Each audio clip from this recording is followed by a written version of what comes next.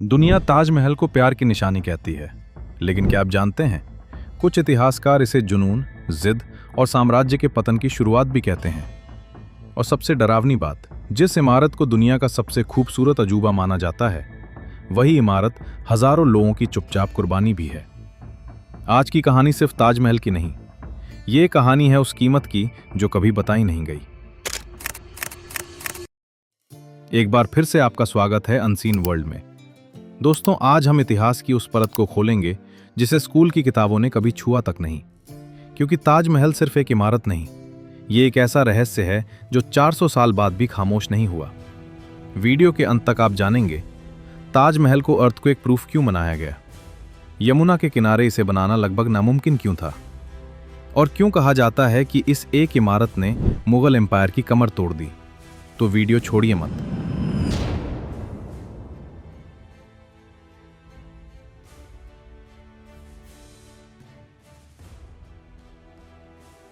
कहानी शुरू होती है 17वीं सदी से, जब भारत दुनिया की सबसे अमीर जमीनों में गिना जाता था।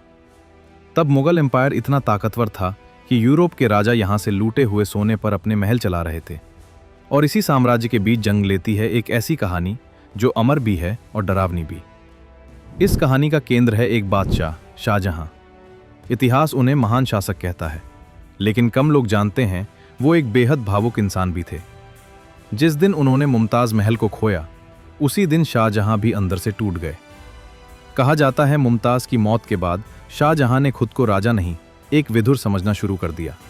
और उसी पल उन्होंने एक फैसला लिया, ऐसा फैसला जिसकी कीमत पूरा साम्राज्य चुकाने वाला था।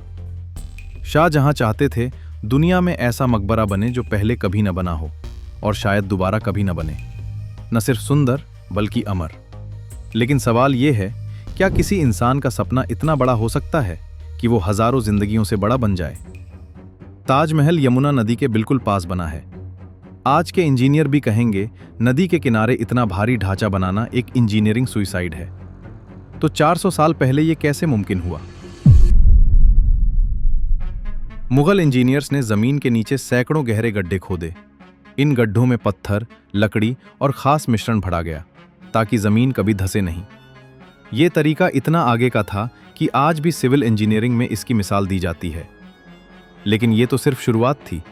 असली चौंकाने वाली बात अब आने वाली है। ताजमहल के 4 मीनार सीधे क्यों नहीं हैं? ताजमहल की मीनारें जानबूझकर थोड़ी बाहर की तरफ झुकी हुई हैं। क्यों? क्योंकि अगर कभी भूकंप आए तो मीनारें मुख्य मकबरे पर नहीं गिरेंगी। दोस्तों, 400 साल पहले अर्थक्वेक इंजीनियरिंग पहले से मौजूद थी।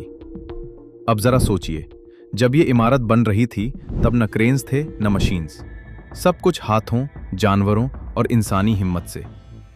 हजारों मजदूर सालों तक दिन रात काम करते रहे।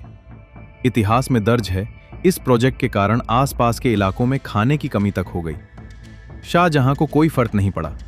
उनके लिए बस एक चीज मायने रखती थी, ताजमहल पूरा होना चाहिए। राजस्थान का मकराना मार्बल पूरी तरह ताजमहल के लिए रिजर्व कर लिया गया। मतलब जब तक ताज पूरा न हो, कोई और उस मार्बल को खरीद नहीं सकता था। यह सिर्फ निर्माण नहीं था, यह शाही कब्जा था। ताजमहल का गुंबद लगभग 40 मीटर ऊंचा है।